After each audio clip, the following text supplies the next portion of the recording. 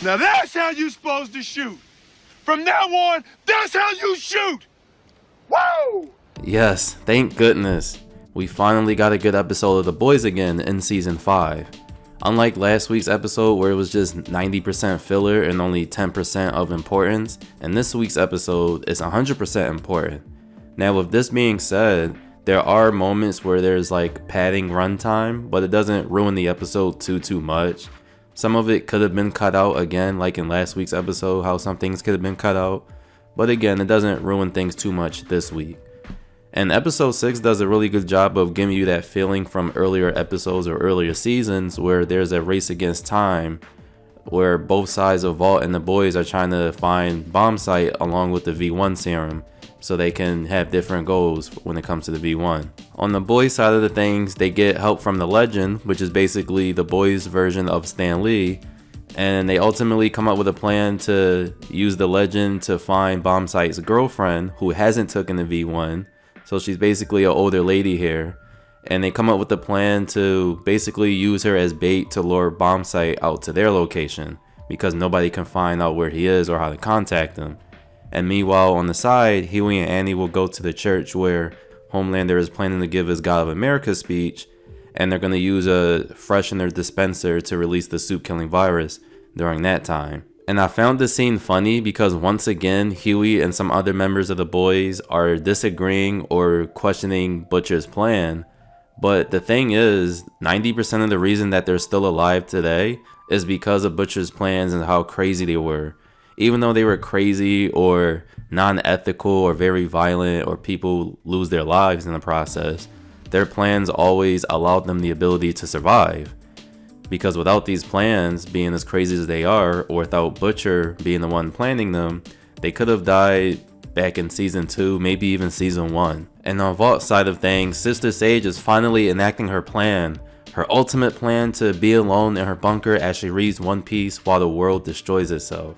She uses Ashley's mind reading powers to read Soulja Boy's mind and just to confirm how much he has hatred for Homelander, but Ashley also tries to warn him that Soulja Boy is having a soft spot developing slowly but surely for Homelander, but Sage just completely disregards it because she doesn't like emotion. And it's possible here that Sage is disregarding the emotional aspect of everything because last time she got emotions involved in her life or her plans, it didn't work out as we seen in Gen V Season 2 with her relationship with Godokin. And after confirming how much hatred Soulja Boy has for Homelander, her plan is just basically to have them wipe each other out without her actually getting her hands dirty.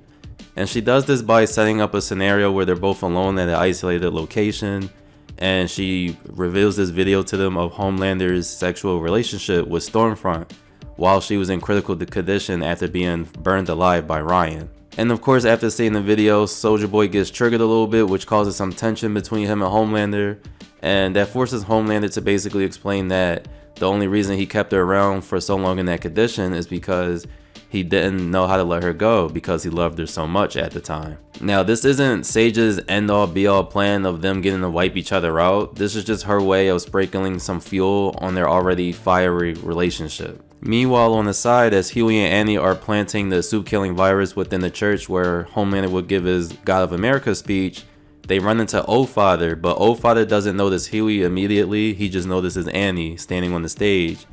And Annie uses this as an opportunity to distract O-Father from seeing Huey, as him and Annie have a relationship in the past because they basically grew up in the same church together, where O-Father was her mentor. And I really like this conversation they have here because it's basically a clash of ideologies. And during this conversation, O-Father kind of reminds me of some of the people we have in real life where they claim to be a person of God or turn to religion out of nowhere, and they're doing that for the purpose of seeking forgiveness from a higher power rather than seeking forgiveness from the people who they wronged in their life. In this case, O-Father is seeking forgiveness from a higher power of Homelander rather than seeking forgiveness from the followers he already had and the people who already trusted and believed in him for doing them wrong, as he kind of drifted away from his original ideology in favor of Homelander himself. And he's only doing that out of fear of Homelander. And Andy is just basically there to remind him, trying to get him back to his old ways of believing in what he truly believes in without having someone instill fear into believing something else that they don't. And you could tell this is working because you could see Oldfather's face. He's kind of conflicted. He's thinking Andy's right, but he's also thinking, I'm really scared of Homelander. But eventually he locks in and realizes that Andy is there for a different purpose rather than having a conversation with him. So he hits her with a sonic scream. And here's where I say that Annie is officially a fraud. She's one of the biggest frauds in fiction I've ever seen. More than Renji from Bleach, because every time she starts a fight in this whole entire series, her eyes light up, there might be a glowy effect from her hands, but nothing ever happens. I think she's only been able to get like one laser beam out of her hands this whole time in this whole show. She always lights the room up, everything always twinkles, but she always ends up being the one who sees the stars. And thanks to Huey's quick thinking, he basically threatens to release the virus in that same room, which will kill Oldfather. And thanks to Huey's quick thinking, he threatens to release the soup-killing virus within that room right away so that he could kill him. But ultimately, Oldfather decides to just let Annie go because of that. And although the scene is well executed, the way it ended was just kind of weird because Annie just walks out the church, she walks past Oldfather, but Huey is still back there with the virus and everything.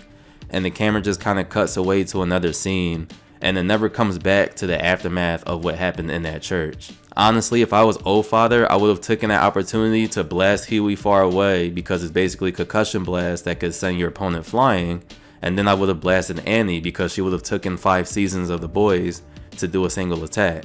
And next we get this really cool scene between the Legend himself and Homelander after he tracks the Legend down because he helped Butcher and the gang find Bombsight's girlfriend. And the Legend basically tells Homelander where the boy's hideout is in order to save his own skin.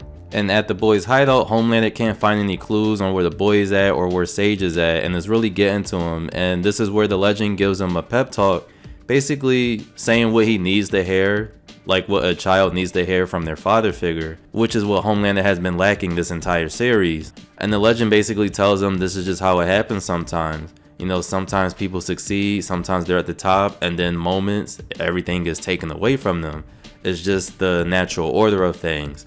And the more you fight naturality, the more you get screwed over in the end. And this is the Legend's way of telling Homelander that you can't get what you want all the time. Sometimes you can and sometimes you can't, but the way you react to it, whether you get something you want or not, doesn't matter because things will go naturally without you. Life still moves on. The world doesn't always revolve around you. And during this pep talk, Homelander senses that the Legend is not afraid of him because he's hearing his heartbeat is calm. And the Legend explains that he's not afraid of. And the Legend just basically says, he's not afraid of him, but he feels bad for him because of everything he's been through. Because even though he is crazy, he recognizes the talent that Homelander has. And in a way, during the speech, the Legend is kind of talking to a mirrored version of himself because they both were people who were on the top or the most popular in Vault's eyes, only to get snuffed out and left behind for something in bigger favor, or just because of natural causality caused them to be left behind. So I really like this scene because this is what Homelander needed this whole time. Not someone to talk him down or call him bad product, but someone to genuinely talk to him and understand him with a calm heart rate and, not being afraid of him, treating him like a normal person. And the scene is also good because it brings Homelander's mental state back in place for now, because he has been going a little bit crazy this whole episode with all the betrayal going on. And having the speech was also clever on the Legend's part because he inadvertently gave Homelander the idea to track them down by using the retirement necklace that Bombsight's girlfriend has. But he put that information in there naturally, flowing with what the rest of his speech was about, and he really did mean what he said during that speech. And this ultimately makes Homelander decide to just let him go. And here's where I also say Homelander's mental is slowly but surely coming back together, because usually when he lets people go, the people he's letting go usually try to stay and talk him out of something. But in this case, he just tells the Legend, just go, no words, just go. Because remember, with last week's episode, he tried to let Firecracker just go regularly, but she stayed behind and decided to talk him down instead, which ultimately caused her demise. So he just told him to go and don't say anything else just to avoid another situation like that. because now he's thinking much more clearly. Now with Butcher's team of the boys, Sage meets up with them and reveals that she plans on betraying Homelander, so she's now switching sides, and she's also willing to help them get in contact with Bombsight so they could lure him out to get the V1. And after Sage contacts Bombsight, he arrives with the V1 serum in order to try to get his girlfriend to finally take some so he could save her life, but she still doesn't want any. And this story here is mostly just used to set up the prequel series they got coming out next year or so called Vault Rising. So this is going to take place way before the boys, and this is when Golden Geisha is actually a lot younger and in her prime. But hearing these two talk about their relationship, how one is immortal and stays young forever and how just wants to die old and natural, it reminds me of an earlier scene with Homelander and the Legend, where the Legend basically tells him things happen naturally.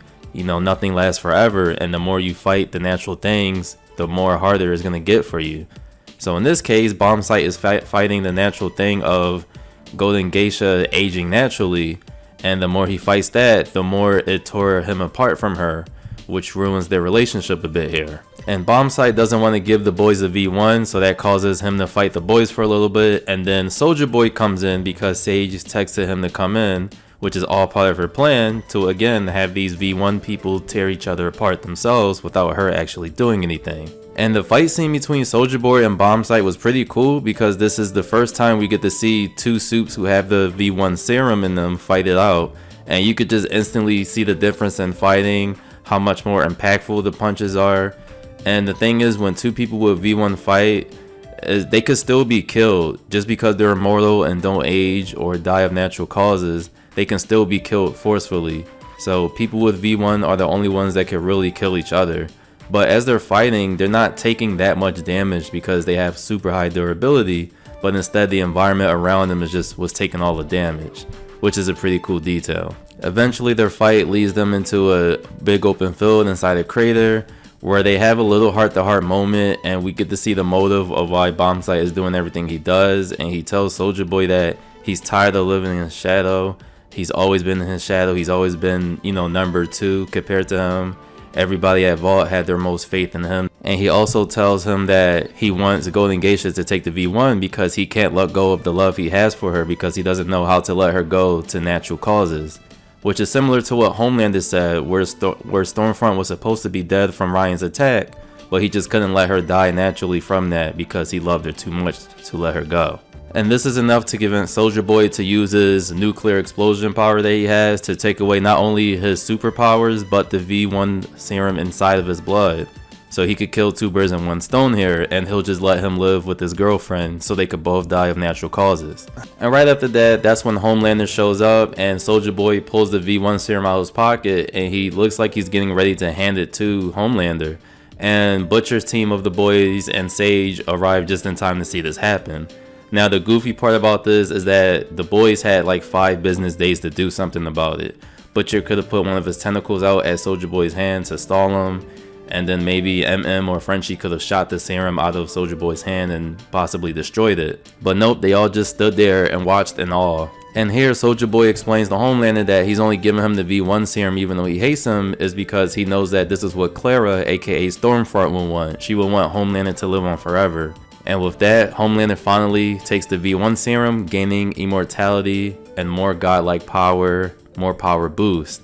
Now this whole second half of the episode was weird to me because of Soulja Boy's sudden 180 in love interest.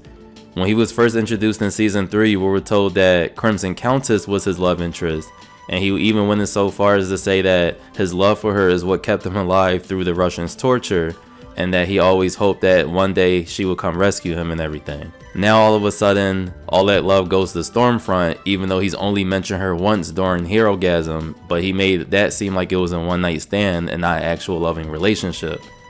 But now that everybody's telling him about their love problems, now all of a sudden he thinks of Clara in every situation, and he does a 180 as he goes from telling Homelander early in the episode that he doesn't know what Clara would want to telling him that this is what Clara would want, which is for him to gain immortality.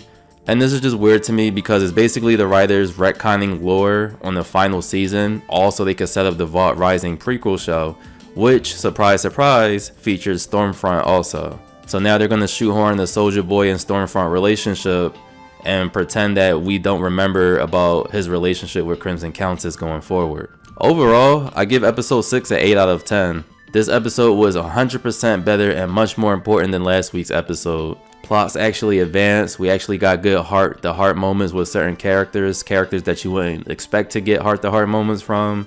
Everything was important to the plot. There wasn't 90% filler and 10% importance. No, everything was important. Now, as for the padding I mentioned earlier in the beginning of the video, it was just with the Deep and Black Noir's rivalry at this point. And retaliation for Black Noir having his mentor get killed by the Deep last episode, he goes and busts a pipe in the ocean, releasing oil, killing millions of fish, which gets into the Deep's head. And after finding out that Black Noir caused those fish to die, the Deep confronts him, and Black Noir just basically brags in front of his face and makes him even mad. But the dumb thing is, Black Noir turns his back as Deep stabs him from behind in the neck with a knife. Now, this whole scene was just dumb to me because Black Noir has been shown to be bulletproof in the last season, as he was tanking minigun bullets like it was nothing. Also, this guy can fly, so I'm not sure why he just didn't fly backwards and slam the Deep into the wall, instead of just letting him chokehold him like he was a regular human. And I hope this isn't it for Black Noir. I hope they do a bait and switch, kind of like what they did with Soulja Boy and the first time he interacted with the soup killing virus, where he just comes back to life. So hopefully Black Noir has a regenerative ability or a revival ability, because if this is how he truly dies, this is so disappointing, because it means they would have had this beef between the Deep and Black Noir all for nothing, and this beef would have had a very anticlimactic ending like it looks like it's gonna have here. So please bring Black Noir back to life and let him get revenge on the Deep.